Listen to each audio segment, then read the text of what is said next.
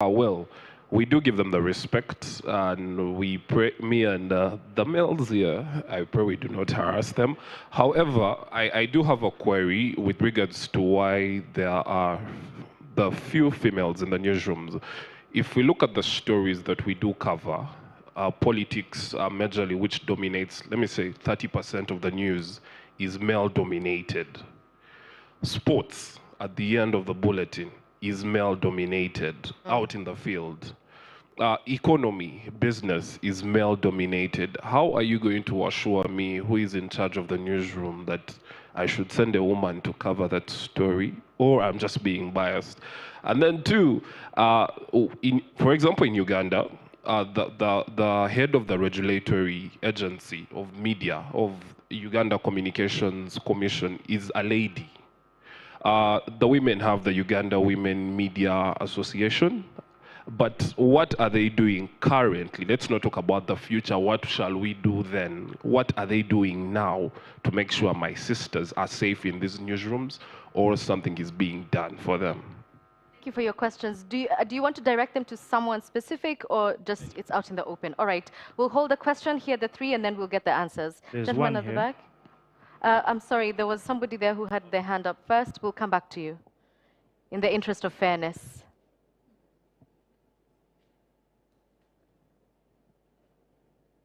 Thank you. Thank you very much. My name is Arnold, and I'm a poet. So in the Poetry Association, I happen to chair the Uganda Poets Association Against Sexual Harassment. And one of the things I've noted from, she talked about, sorry, I came in late, so I missed out on the names. Name is Rachel. On Rachel. Rachel talked about social media objectifying women. We would love to help, but what do you do when a woman posts and is like, can you handle me? She's putting on a mini skirt and dress. She's like, can you handle me? What do you do when a woman talks about how sexy she is? You see, these are things we want to address, me as me, but again, it goes back to, as a woman, what responsibility are you taking? What picture are you giving us out there? Because we fight these things every day. We fight these things every day. And in Uganda, like they say, after here, it will end here. Does that mean? That's the problem. We talk about it here, but how to put it into action is the issue. Arnold, thank you for your question. We come out and make a lot of noise about it, but nobody is ready to step out and put in the action. When we called for people to take action, because we had a lot of creatives in our poetry sector that were complaining, mostly ladies, that were like, we are being harassed sexually. And so we took a step to step out and help them. But when we wanted to help, it's again the ladies that were against us. Okay. Arnold, thank you for your question. Let's hear from the lady at the front, and then we'll come to you. Then you also have a question. Okay. If I can please encourage you to keep them short so that you give the panel a chance, some time to respond to them. Good afternoon, everyone. My name is Nwasima Helena. I'm a second-year student at Makerere University, and I'm a writer. Yesterday, I left this festival when I was heartbroken about that thing of feminist journalism. You know, as people who are too much ambitious and who want to be great in journalism, I was like, you mean that's how we are harassed? That's where I'm going. I was like, now how am I going to handle this? Why is it that we are the ones? Why is it that there are women who are being harassed? And I was like, but why? I just went home and I did my stuff, but I was not fine.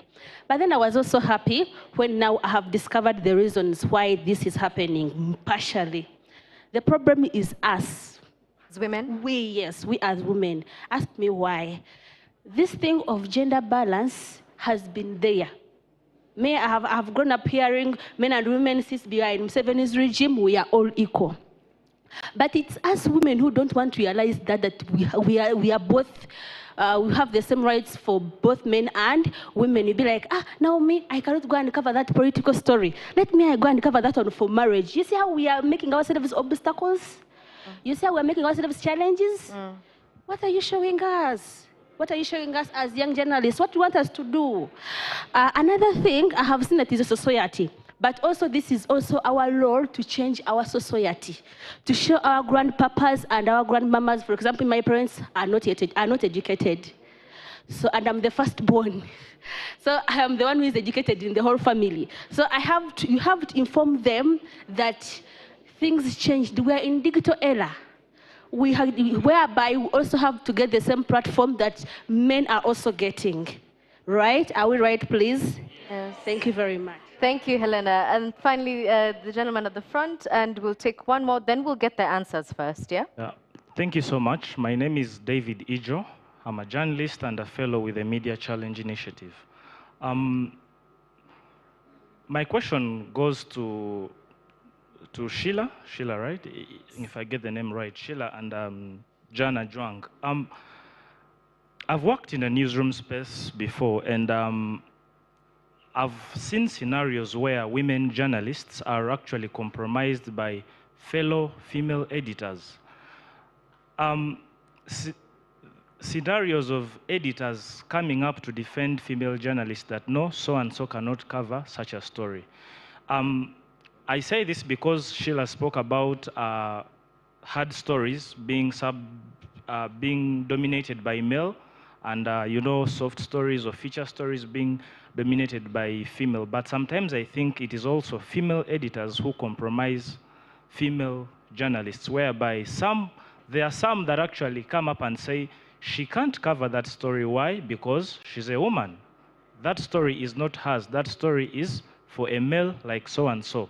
Now, this brings me to my question. Are there policy frameworks that govern gender equality in our newsrooms? And if at all they are there, do they think they can tackle the issue of women inclusion in these newsrooms? Thanks for your question. And finally, the lady at the back. My name is Apofia Nzeireje. I am a journalist, but a young one. Okay, my question goes to women.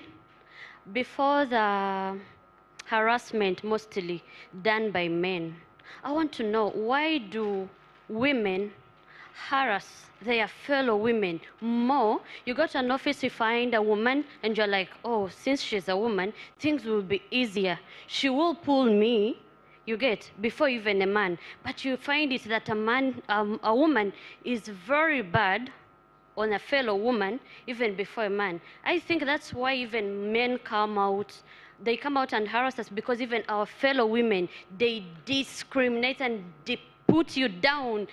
A woman pushes you down. I want to know, how does it come out? How do you feel when you see a woman coming to you? Okay, so I think we'll start with thank you for your questions. And I know there's one more there, but we only have 5 minutes. I'll let the panel answer those questions. Can we begin with that one on women versus women? Because I think it's the same thing that Helena was alluding to. What responsibility do women have as far as this is concerned? I want to jump in there really quickly, because let's disabuse ourselves of that. There are no rooms in which men are sitting, in which men are saying, men are men's worst opposers. This is a highly gendered conversation that is inbred in us. We have the wicked stepmother, but not the wicked stepfather. Why? It is a societal, it's something that is part of our societal and our cultural context. Believe you me that I have been in positions of authority where I have been called quarrelsome for saying something to a female in my newsroom, and a man in the same position doing the same thing has been called strict. Do you hear the gendered language? You are quarrelsome, he is strict. You are nagging, he is persistent. The truth of the matter is that regardless of where you are, what sector you are, media, education, medical, whatever it is that there will always be an expectation for women to support women, but not men to support men. And there will be an extra lens of criticism for women who are seen not to be supporting women when they are doing exactly the same thing that their male counterparts are doing towards women. Let's disabuse ourselves of, we live in a gendered world. We live in a world that is informed by our culture and society. The thing is, let's recognize the language, let's recognize the cultural cues, and let's respond to them specifically instead of using these broad things. Women are bad to women. Women pull down women. Women, these conversations aren't being had in men's rooms. And yet men are treating fellow men with the same measures. Yep. It is all a gendered conversation. Sheila, yours was very specific. Are there policy frameworks to safeguard against some of these loopholes and gendered languages? Rachel has so well put it. Okay, so just one little comment on the same. I think the editor who held my hand is a woman. So there are really good women out there. But to respond to your question, do we have policy frameworks that determine gender equality in newsrooms? From what I've seen so far, not really. That's something that we need to have a conversation about, whether we can ingrain it in, say, in our editorial policy, in terms of if you're going out to cover stories, who are telling these stories, who are they speaking to, who are they, which stories about which people are we telling? There can be deliberate efforts to ensure that we quote, for example, as many women as we do in our stories. There can be deliberate policies to ensure that for every one man you speak, or for every one man you bring to a TV panel, bring two women, or bring a woman. That's something that I think newsrooms need to adapt. I've seen it in other publications, maybe elsewhere, or other organizations elsewhere. There was an opinion columnist from the New York Times, and he was speaking about how when he started writing a daily email newsletter, he looked at what he was basically writing about the news, what's in the news, and giving recommendations about what people can read about, what books, what journals they can read about. And when he evaluated his work, he realized that he was quoting a lot of men. So he made a deliberate decision to ensure that in his citations, he doesn't cite or quote the work of just one gender. And from that, he says that that opened up his worldview, his view of the world. It improved his journalism, and it also improved his pool of experts. So as individual journalists, we can also make conscious decisions about what we are doing to reduce this gap in terms of, even the stories that we're doing. We've had experiences where you go to the field, you're talking about, you're doing a story about climate change, but there's not a single woman in your story. Is that something that you can do yourself as a journalist? It doesn't need a policy. I like that point very much. To the team at the back, Simon, I'm looking at you. I'd like 3 more minutes so that we can round this up nicely at 13:30. 2 minutes. All right. Jan, that means you have literally 30 seconds to respond to what Helena was saying, that women are not taking on the responsibilities and the tasks that are being offered to them, particularly when it comes to reporting to these quote-unquote hard stories. Okay. That is a 50-50 because there are women who are actually going out there and pushing. Sheila being one of them? Yes, myself. Yourself as well. And many others, but don't forget what we talk about, the system that sometimes they find. I mean, you can be the most radical, most energized woman, and then suddenly some things that are abstract keep you from actually going to the top. And now those are the systemic issues that need to be addressed, okay? We might be the problem. Can we address where we are the problem? I think that the need for continuous re-educating ourselves to get skills that are needed, and also life skills, confidence building, and all those things are very important. Can we do what we have to do? Yes, but also can we try perhaps on a broader level to address that? The complexities that are happening in the newsroom that are actually beyond my energy and my zeal, you know, and that's where we need to now talk back to the powers that be. I just want to get back to him a little bit. Solomon. We don't have much time, Jan. You're making my work very difficult. 30 seconds. Yes, Solomon, journalism has its assignments. Whether a woman or a man covers a story, the principles of journalism can stay, regardless of whether it's a sports story or a business story. You can't say that because it's the men dominating the business industry, a woman cannot cover that story. Thanks for that. I had completely forgotten about your question, so thank you for addressing that.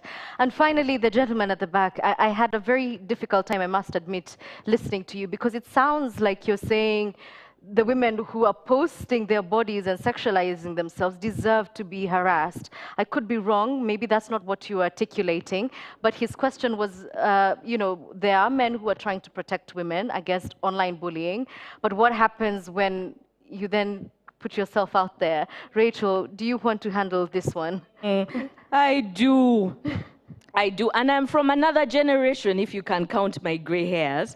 So I must admit that I went through a process of re-education because my gut reaction was they should do less. So I come from the feminist thinking of, you know, we need to present ourselves in a manner that is equal to men, so dress properly, blah, blah, blah. This is what I was taught, by the way, and therefore you'll stand a better chance, wear a pantsuit and so on. And now Sheila comes and Sheila is expressing herself, her sexuality and all that. I was like, ooh, I had to re-educate myself. That it's just an issue of respectability politics, that women are expected to be more respectable because you're going to be a mother. You are a mentor. People look up to you. Nobody is telling some dude, you know, you are a mentor. Young men look up to you. No, women are going to look up to you. Now they will be ashamed. What will your children think? Sheila can do what she wants with her body. It's hers. Exactly. Your reaction to it and your choice to turn that into something negative, into a conversation that turns her from a person, Sheila, into a sexual object, Sheila. It's on you, it's not on Sheila. She's sexy, so what? Rachel is old, so what? You know? Just... let me stop there.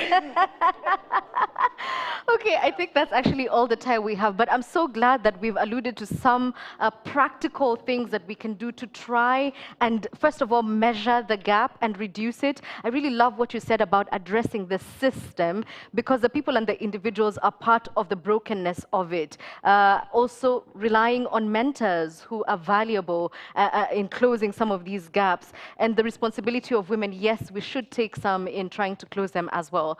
So Rachel, Sheila, Jan, thank you so much for your time. Thank you for your insights. To all of you who asked questions, we thank you for your participation. Continue the conversation online. Remember the hashtag is East22. I am now so happy to announce that it's time for lunch. It's time for lunch. So you get to enjoy a 1-hour break, and we'll resume right here in the plenary hall.